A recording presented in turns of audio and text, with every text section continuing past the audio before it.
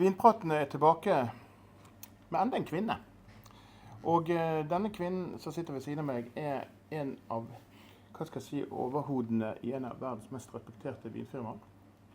Torres fra Spania gjerne ikke det lille firmaet det en gang var.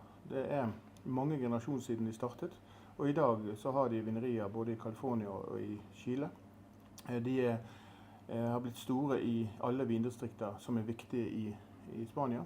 Og de gjør ved siden av å lage vin i et stort skala med høy kvalitet, så de kanskje verdensledende når det gjelder å utvikle ny teknologi. Og det skal vi snakke litt om. Men en av de skjulte historiene som finnes i Torres, Torres sin historie egentlig en sånn liten vennskapshistorie. And welcome to the podcast. Thank you. We have met many times. I'm a non-official big fan of Torres. Have been there for many years. First of all, from your father, who saw me when we were young, and then we're following up with different occasions. But in the end, I also followed the brand very closely. So I taste and have meanings about Torres. And now today we have to start with the introduction of you. Who are you? Mm-hmm. Well, my name is Mireia Torres. I'm a member of the fifth generation of Familia Torres. I have been working in the company since '98, and I'm chemical engineer. I studied in winemaking in France, and I have been always involved in production and research in the company. Just before we started, you said that you're the last person to know anything in the company, because Torres is fifth generation, but it's a large company in Spanish, but still it's a family, one of the few family-owned companies in Spain, because everything else has been bought up or done in Constellation and so on. Mm-hmm. But I feel it when I arrive Torres in different occasions. Mm-hmm. I feel the family aspect of it. Mm-hmm. It is one of the really focus area in the company that you are going. Yes, I feel at the end it's a winery that belongs to the family, and if you are talking about wine business, you always have to think in the medium long term, and so if it's a family business, you can work in this way, you know. If you are a corporation, then it's different. Yeah. And you can take a long decision who is benefit for the company in a longer time. And sometimes, and I also talk with your father around the pandemic, that the number was not very good, you know, and that have been catastrophic for a company or commercial company. But you just struggled through it in a certain way, and then now we are over it. But to have a long time. But that's one of the key issues when you are coming out to Oslo in a rainy day. Mm-hmm. In September. The weather is meaning a lot for wine industry, but we're going to talk maybe about this. But this time we are talking about a brand who become something of a friendship. Mm-hmm. And Carrión is for me the hidden treasure in the Torres portfolio. And last time we met, I asked how many brands and wine do you have? And you were not sure. Because it's so many. I'm not working in marketing. No. So the brands are many, and the wines and so on different. Is that just it's a kind of funny story, you know? Yeah. If you ask the president of Torres, how many wines do you have? I'm not too sure. No, it's changing all the time, because at the end you see that all the markets that they are asking also for new innovations, and so every month, you know, you have some changes, and if you are not working in the marketing department, it's difficult to know all the information in the last minute. That's a good thing. But Carrión, what is Carrión? What started Carrión's story? Well, this winery belongs to the Torres family since '94. The founder, his real name was Ceferino Carrión. He was born in Santander, And he was, when he was 18 years old, he moved as a stowaway to France.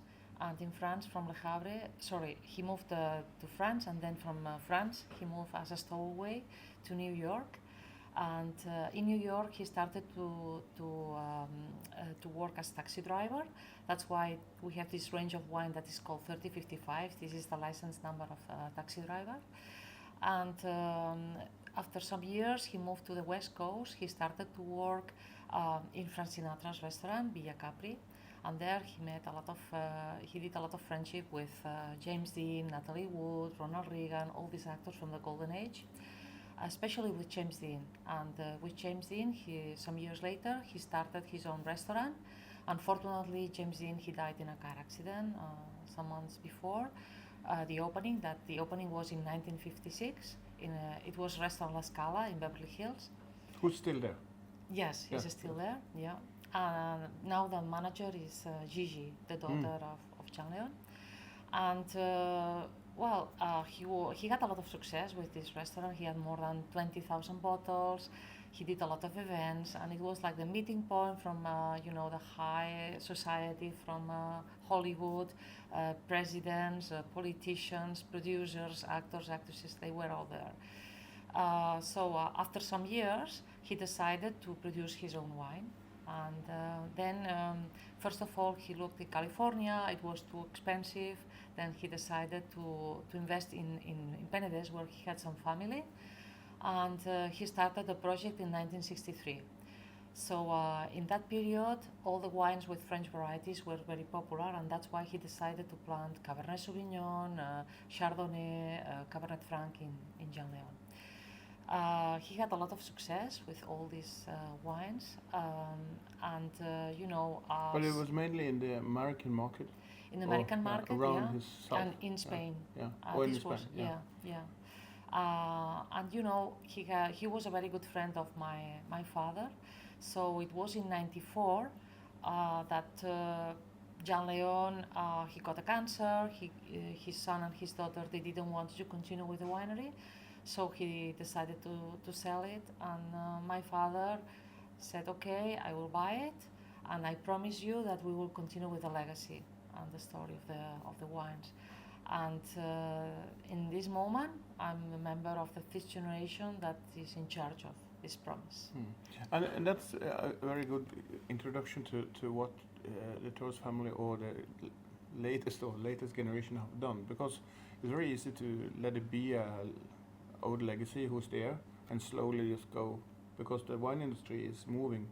And I have seen if you see early labels of Jean Leon, it have changed a lot in the period or whatever.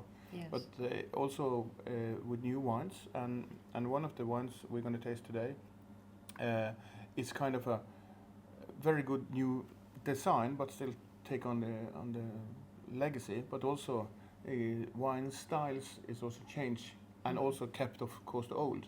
So Jean Leon is kind of a winery you can visit. Fantastic wine tours center.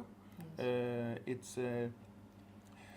It's not easy to find without a GPS for Norwegian. I went to a motorbike there last year, and I was driving around, and suddenly I recognized where I've been, and then the road a little bit, when you're going up there, you have to go up and climb up, and then you're there. Then I found it, no problem. But next time I will have a GPS just to be sure, even if I've been there many times. But Jean Leon, what do you think he have thoughts about today's wine business in Jean Leon? Because I've changed.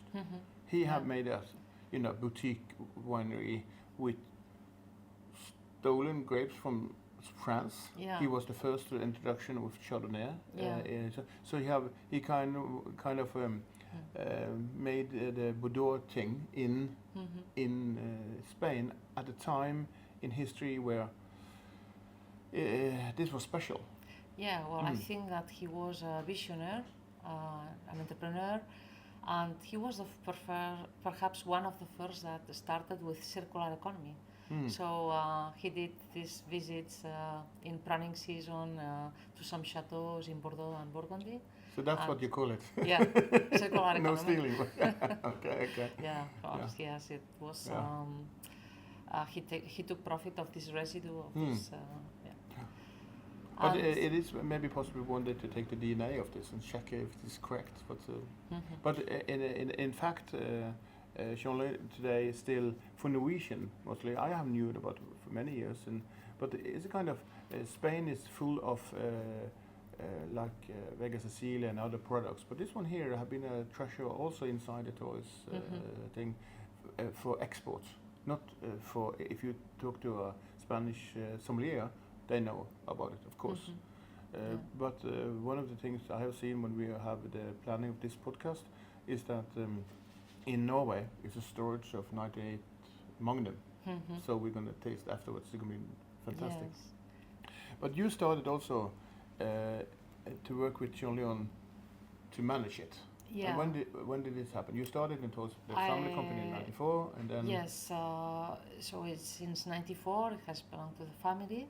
I arrived to Kolonialen in 2010, and well, it was a big change for me because I was coming I was previously the technical director. I was always working with big numbers, and then I arrived to this small winery. Everything was small. And so big change, but very interesting. And also with Kolonialen, I had the opportunity, to see other areas because I had to travel also in order to promote the wine. And before arriving to Kolonialen as a technical director, I was saying always, okay, if the wine is good, you have to sell it. So it's very easy, And then after being in Kolonialen, I have realized that it's not so easy to sell wines. You need a lot of things that are coming in the right direction, marketing, sales, promotion. Everything has to be in the right.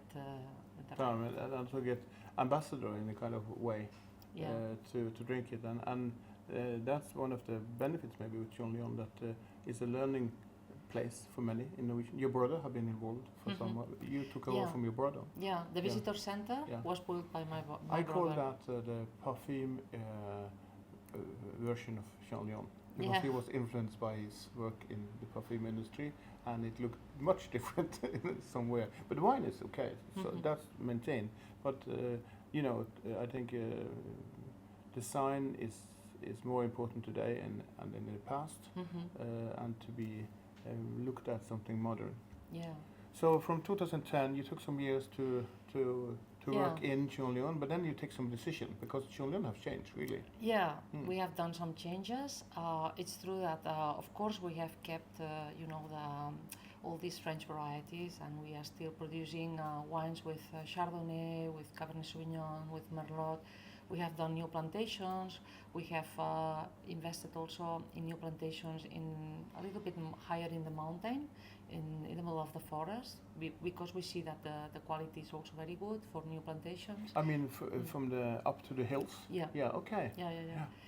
But near the winery. Yeah, It's near the only winery. We also have done also an investment in drip irrigation because the last years they have been quite dry and warm, so we need to support drip irrigation, and we have now the possibility to do drip irrigation in 30 hectares, but in the next future we will be able to do the 60 hectares. And also we have done a new line of wines, also working with more local varieties. Now we are producing also a Xarel·lo, because there are some consumers, especially in Spain, that are asking also for a Xarel·lo in wine in Penedès. And also the last years we did some plantations of Forcada and Moneu, that are two ancestral Catalan varieties that were recovered by Mireia Torres, and that now are accepted by the appellation of origin Penedès.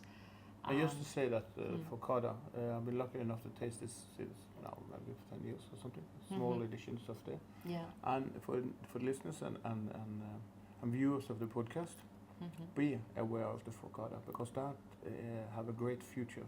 Yeah. I mean, I think that if it's done correctly and the right producer take it in and make it, it should be more popular than Chardonnay. But then we are dead, you know, in long time, because that have a quality was just amazing. Yeah. What I've tasted until now. Yeah, there is in fact a Cross Ancestral Blanco that is sold here in Norway from Torres, and now in Jean Leon we are working in a project of a sparkling wine with forcada. Method Great news! traditional. Yeah, that's news. Yeah, that's news. Yes. Yeah. So our idea is to launch it at the end of next year. The moment is in the bottle. That means that Jean-Claude expanding the vineyards or moving it a little bit to higher altitude? Well, it's just, you know, we are trying to do another type of vinification with the forcada. I think that in Penedès area there are also a lot of sparkling producers, and I really believe that this variety can be very interesting for the future for these producers also, because it's a variety that has good acidity, that achieves a maturity quite late. So in terms of climate change, is a very interesting variety. Yeah. And also, I have just made, I know, wines becomes a wine style, and I have tasted version who is high maintain, low quality, high quality, but low allocations and so on. So, but the quality is just amazing each time from the start, from test samples to more or less finished products. It's amazing, and it's just amazing work you have done with the grapes. But the most important thing is that you are sharing this grape. It's for free, more or less, or you buy it. But this is a project that started my father in the 80s, and we have continued in the 5th generation, and we have done such a big work recovering all these ancestral varieties. Now we have almost 60 varieties that have been recovered. There are 14 that have been registered. Some of them they are 8 that are now in different wines. No, 6, sorry, in different wines. But others, you know, are coming in the next future, and it's something that you know, when we have at the end studied, you know, and they have been approved by the Spanish government, Catalan government, and after studying how is the result of these varieties in different parts of Catalonia and different climates, then we decide to promote in different appellations of origins depending on the results, and we give these varieties to the grape growers that want to plant them, because we think really that is something that can help in the next future in a climate in the climate change context. Because it's not many degrees before, for instance, Tempranillo will not make quality. Well, make kind of quality, but not the amount that it maybe is possible today. Like a Cabernet, for instance. It depends on the place. Yeah. I mean, for me, if you want to have a good Tempranillo, you need to have extreme weather, you know, with very cold nights and cold winter, and then it's important to have cold nights in this maturity or vegetative period. So it's more Tempranillo is more exposed now with the climate change than maybe the new grapes. I would say all the varieties in general, but it's true that there are some varieties that are more resilient, and other varieties that perhaps in the future they are going to disappear. No, but also in Spain nowadays, there are some nurseries and centers of research that are doing a lot of research. We are also collaborating with them in some varieties, selecting the best clones of each variety. We are doing muscle selections of old vines that are spread in all Spain, trying to find which are the clones that are the best for each variety. So perhaps also in the Tempranillo you can find clones that achieve the maturity like 2 or 3 weeks later than usual, and this could be perhaps something interesting for the future. So the climate could be a positive thing, and not in all cases, but it's something we have to concern about. But as I think of grapes is that we have made Cabernet and Chardonnay famous ourselves. And all wine journalists and wine people are talking about the Cabernet always, but they have more or less taking away older grapes, and everything is sometimes about money to build up industry.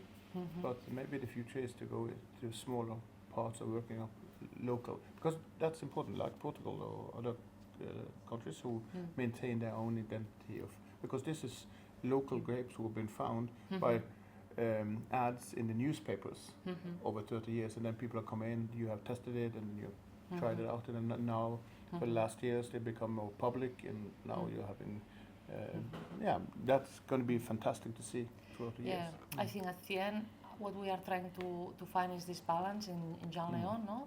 To keep this tradition and these wines that already were done by Jean Leon, no? And then also to launch new range of wines with more local varieties, also for the consumers that are asking for that. We're going to first test the first one, but when we discussed this podcast, I asked you what kind of wines do you think it is, and you surprised me that we take a vertical of wines with older vintages, who is a kind of a history telling of Jean Leon as a history telling of taste. But in a bottle of 355 as the taxi number, yes. And as I remember, the taxi is still there. No. No. It's the ancient car of Jean Leon. It's the Mercedes who's standing outside. Yes, it's a Mercedes. Yeah. So I remember it. So. Yeah. But the thing is that even if you now more or less is in top of Torres, you're still present in Jean Leon day to day. And I've been also to Priorat and talk with the winemaker there, and I ask how often do you talk? She calls me. She calls me often. All the family is very present to the wines and the quality wines, and even if you have more people who is public in the kind of winemakers, you can see them more now. You also see that you're working steadily also with markets too. When for instance, you're taking over a winery, you make first the wines, and then you make the wines steady, and then you build the winery, and then in the end you're building a visitor center. So it takes time, maybe 30 or 20 years before the idea to open a place. But if you have a commercial brand, they open in 3 weeks or 3 years, and then there's a difference.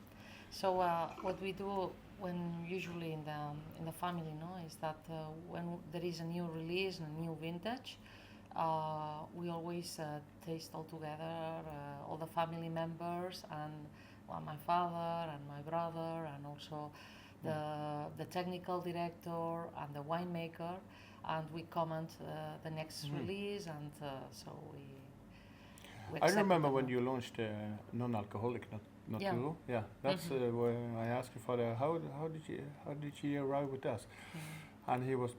Yes, it was it was a discussion, so it's quite fun. Well, I can remember the first time that I told my father to start a small project of the alcoholized wines, and he was saying, "Oh, Mireia, are you crazy or what?" Yes. Yeah.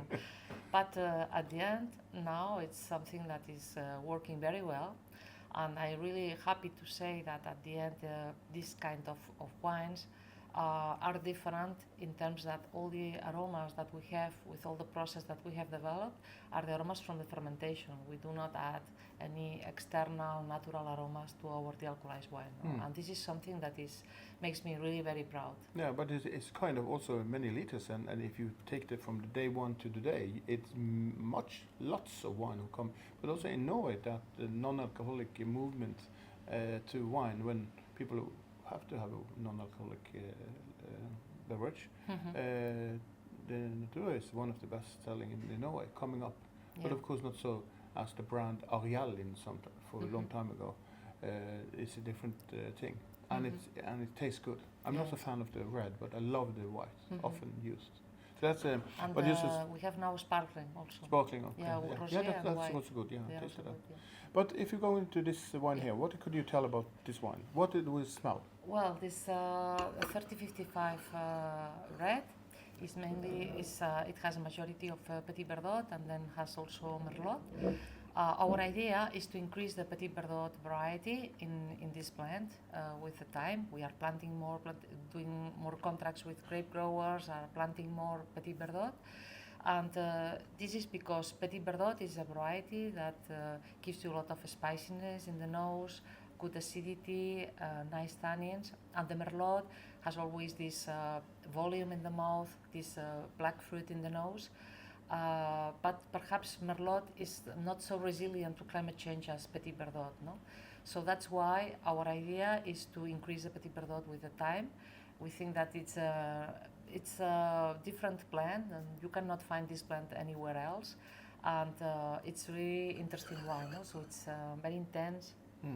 It's a kind of the wines are coming out with blackberries. The acidity is present, but the tannins are smooth. They kind of so it's a little bit all rounder of to food, but food driven, I would say.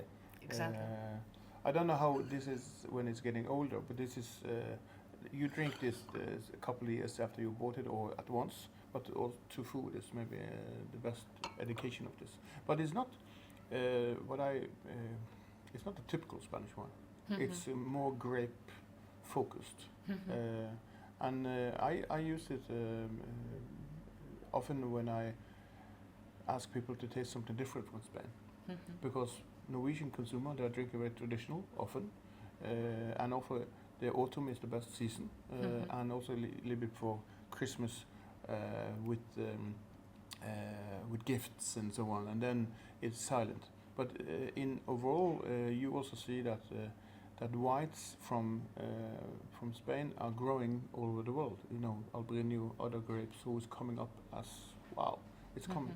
And of the portfolio of Torres in general, I think it's the white who is becoming more and more focused. Or the tendency is lighter, smoother that wines. In general, perhaps red consumption is diminishing a little bit in terms of the world, and white and rosés and sparkling are increasing slightly.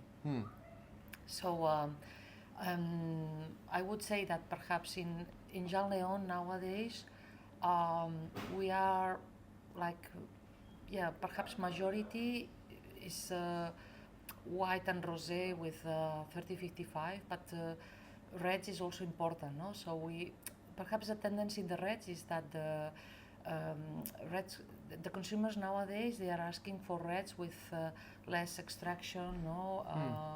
You know, good acidity, velvety tannins, no? Not this. Typical talking as a young sommelier now. They haven't had a full-bodied wine. It has to be like a Burgundy style. If not, it's not a wine. It's sad. But because that kind of structure that you have in this wine here, it's kind of fantastic to lamb. It's fantastic to storage and have after a while. But also, one of the key issues I like with wine is that you have older wines, it's drinkable, and that takes me to the next step of the next wines. And we have a vertical in front of us here, who is the first. We have the name, the wine who is named after the restaurant, the La Scala, who's still a restaurant in. I haven't visited in United States yet, but I will. I will meet Gigi. She has to be a fun person. First of all, 2017. Do you remember how that vintage? It was a year that we had. It was in general, I think, not a dry year. Perhaps the temperature were quite were higher than usual in July. In beginnings of August, we got some rains. But in general, I would say that it was a little bit warmer in comparison with other vintages. Yeah. Because the Kolonialen La Scala is kind of, for me, it's when you smell it at once. This is my first. I smell Bordeaux. I smell matured wines, and the acidity level is good. But in front of this, before we started, you were talking about the pH levels. Yeah. And to explain for the listeners and viewers of this podcast, how do you find the quality of a long-lasting wine, or wine who should be stored? Could you read the pH level and say, this is good for storage? Is it possible? Well, this is a little bit. I think it's positive to have a lower pH, because then the sulfur dioxide, they combines less, so the wines they can keep better in the bottle, no. But of course, then you have to, if you have a higher acidity, also the astringency can be enhanced, no, the sensation of astringency. So you have to get the balance when you are doing these wines. In Carrión we have this calcareous clay soil, no, and the last years also we have started with regenerative viticulture, wine growing. So I think that we are trying to promote the biodiversity and also the complexity in our wines in the vineyard and in the vinification. But I see that this 2017 is still a young wine, and tannins are matured. It tastes fantastic. It's Thank you. it's but it's easy to go to other countries when you if you are having a blind tasting. It's easy to go somewhere else. But still, and it's decorated for listeners with a beautiful design. The artist died before it released. But it's a kind of artist labels on the La Scala labels, who have been many difference. But I've been lucky enough to taste the verticals of La Scala, and it's a travel of tannins, I think. And and we're going to taste it also now afterwards. So the maturity of a Kolonialen is actually, from my point of view, one of the best buys you can have for your cellar with matured wines. And if you look into the price, what happened with the price over a year, it's a secret. Maybe not nice to tell now in front of you, because the price of the Kolonialen is not increasing. It's there, it's steady. But allocation in Norway have been steady for many years. So the importer have wines for sale.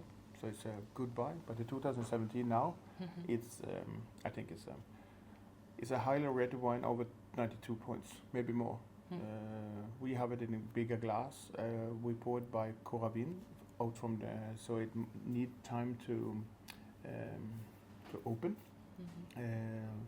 But it brings us also to the next level of wines we have brought with us, and then we go back to 2013. Yeah. And for the Le Havre, who is a different wine, and also I remember 2013 was not. This is not La Scala, it's Le Havre. No, Le Havre, yeah. Le Havre. So it's 85. This vintage is 85% Cabernet Sauvignon, 15% Cabernet Franc. And this vintage 2013 was a very good vintage with moderate temperatures during the summer, quite a lot of rains in the spring, so it was good, very good. And we decided to do a special edition for the 6th anniversary. That was last year, so we did a special edition of 12,000 bottles of this vintage. And it's Reserva, so it has been 1 year in the barrel. The other one was Gran Reserva. But I see that the alcohol level is 14.5%, but you don't feel it at all, not at all. In none of the Kolonialen wines. They are just away. You don't, and that's I call it the burning sensation of alcohol that I feel present. That's also a trend that alcohol is negative. But sometimes when it's included like this, it's very positive. Yeah. But the temperature also is really very good. Now it's cool, and I think it's, I don't know, 14 maybe, 13, 14 in temperature. And these wines, when they age in the bottle, they become very complex.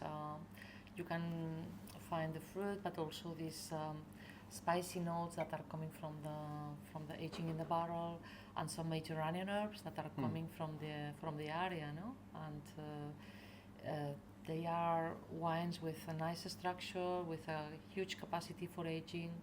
We are now opening bottles from Le Havre or from La Scala from the 80s, from the 90s, and they keep it really very well.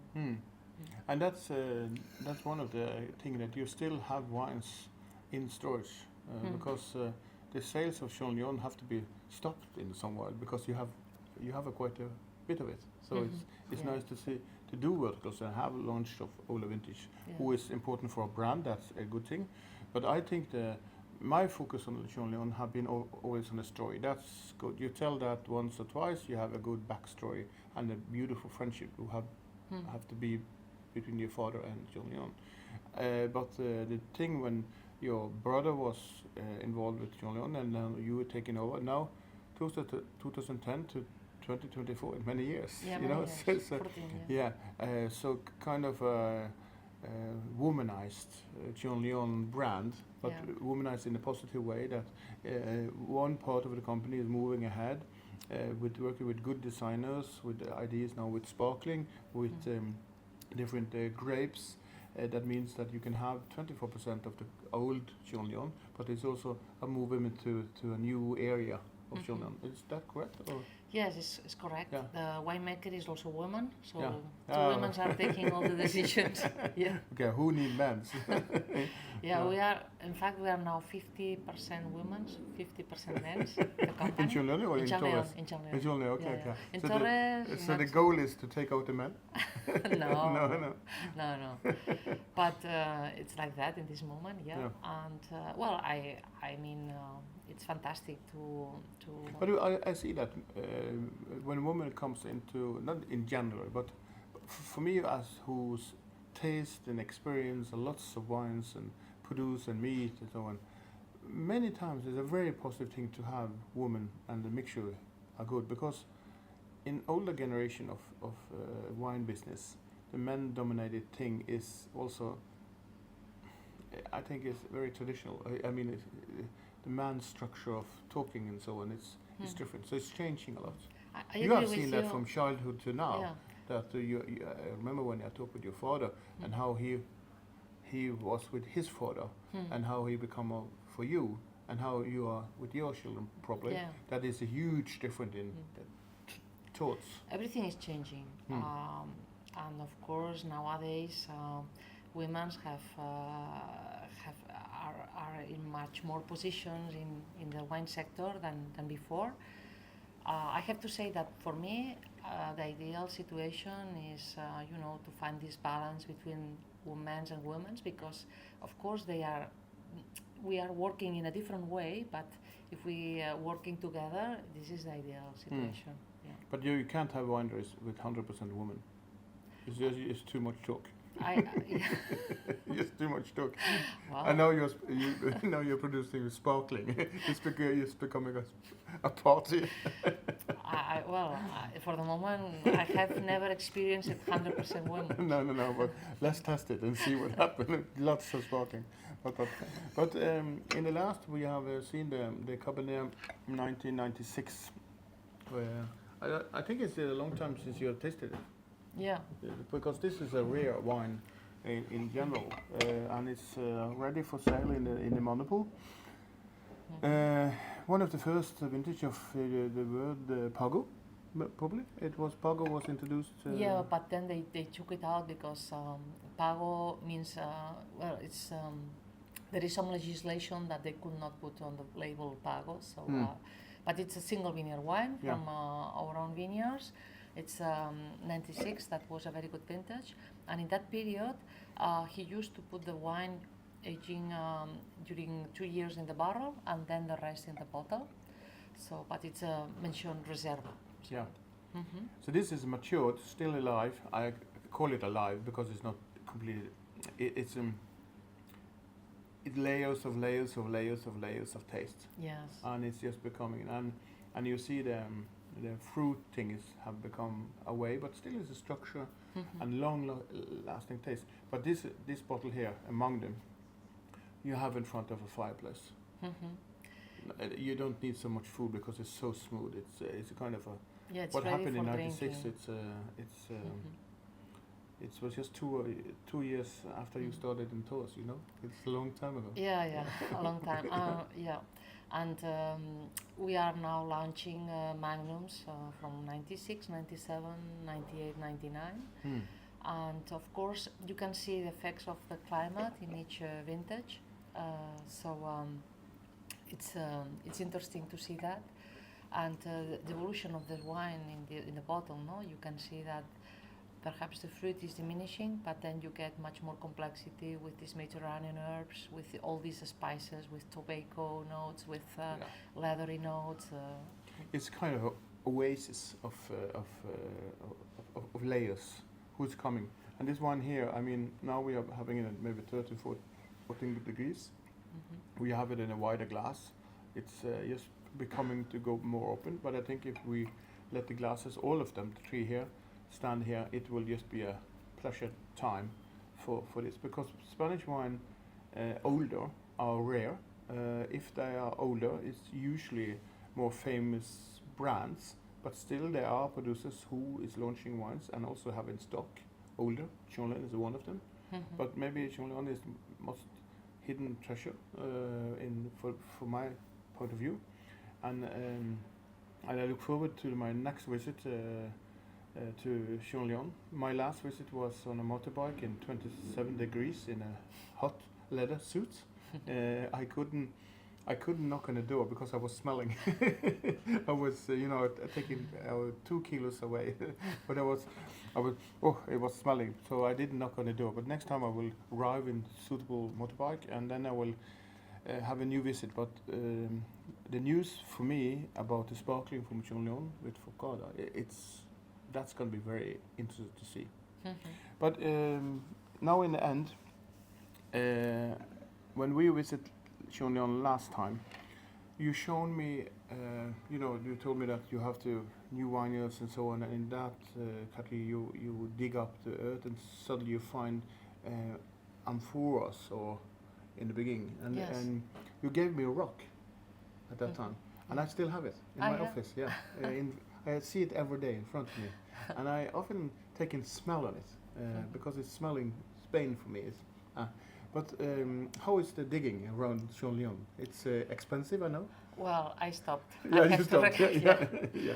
I recognize that I stopped digging. I just covered the rest, and I said, okay, if one day I earn so much money that I can pay that, I will open it again and continue, because at the end now we need this money for other things. We are changing, we are doing new plantations, we are also doing the investment for the drip irrigation, so there are priorities. Yeah, of course. But what the digging have done is that you have found a very old kind of garbage amphoras was underground, and that was amphora was dig down. They put the garbage down, and that they also tell you what they did at that time. But it also meant that the use of the area had been much longer than you're thinking, and also use of wine. They were producing wine in the same plots that we have Kolonialen 2,000 years before Christus. So so wow, and that's one of the history. And in Norway we have we found that from the Vikings. We dig up everything and we fix it, and we are so proud of it. But in Spain you have to pay it yourself. You have to take it out, some part of it. But I know in Kolonialen you have taken some part of this history and take it on the walls and just tell them, okay. And I think that's fantastic. But I have the stone you gave me. I will always have that present. I'm not going to have it around my neck, but I'm going to have it in front of my office. So it have to be an end of every talk. And I am so glad that you come to Norway. We have a little bit talk of Kolonialen for the listeners and viewers of the podcast. Just keep a good eye on Kolonialen. But most important, I think, is important to watch and follow Torres in social media and see a little bit background of what a family institution is when money hunting is lost, but the legacy is built. And that's what my impression of Torres have been for maybe for 25 years. I didn't understand it when I was younger, but today I understand it very good, because to give something better to your generation after is much better than give the cash, because then the generation dies. And with that words, thank you for this visit. Thank you. Thank you. It was kind of poetry, but it ended. Cheers. Thank you. Cheers.